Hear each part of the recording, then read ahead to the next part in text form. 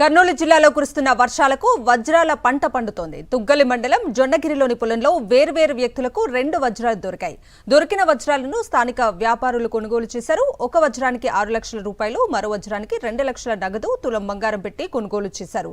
రోజుకొక వజ్రం దొరుకుతుండటంతో జొన్నగిరి ప్రాంతానికి ఆశావహులు పరుగులు పెడుతున్నారు.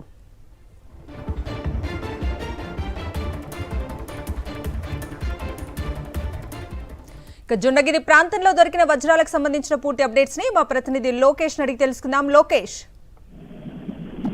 కవిత, కర్నూలు జిల్లాలో దొరకని చినుకులకే వజ్రాల పంట పడుతుందనేది ఇప్పుడు మనం తెలుసుకోవచ్చు. ఎందుకంటే ఈ మధ్య కాలంలోనే ఈ యొక్క వజ్రాలు బయటపడుతున్నాయి. జనరల్ గా తొలకరి చినుకులకు యొక్క వజ్రాలు అనేది భూమిలో నుండి బయటపడుతున్న పరిస్థితి. ఈ నేపథ్యంలో అక్కడ ఉండే స్థానికులు కావచ్చు, ఇతర ప్రాంతాల నుండి కేవలం వజ్రాల కోసమే వచ్చే వారికి గాని వజ్రాలు దొరుకుతున్న పరిస్థితి. ఈ మధ్య కాలంలోనే మనం చూసుకున్నట్లయితే కర్నూలు జిల్లాకు సంబంధించిన స్థానిక రైతులకు, అక్కడ కూలీ పనులకు వెళ్తున్న వారికి వజ్రాలు దొరుకుతున్నాయి. కేవలం వజ్రాల కోసమే వచ్చే వారి కన్నా అక్కడ ఉన్న స్థానికులకే ఈసారి వజ్రాలు దొరుకుతున్న పరిస్థితి.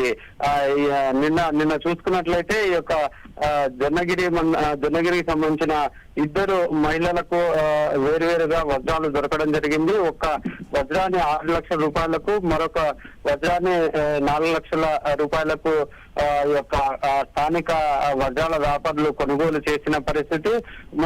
మొన్న చూసుకున్నట్లయితే మదికెర మండలంలో సంబంధించి 2 వజ్రాలు దొరకడం జరిగింది. అవి కూడా ఒక్కొక్క వజ్రము సుమారుగా 20 లక్షల ఖరీదు చేసే వజ్రాలు దొరకడం జరిగింది. అక్కడ ఉన్న దొరికిన వారికి కూడా స్థానిక రైతు కావడం అనేది ఈసారి చాలా ఆశ్చర్యం కలిగిస్తున్న పరిస్థితి.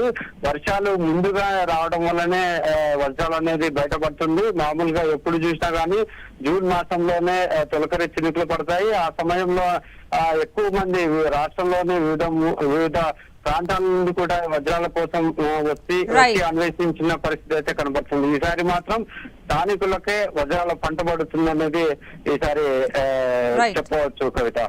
Right Lokesh, thank you.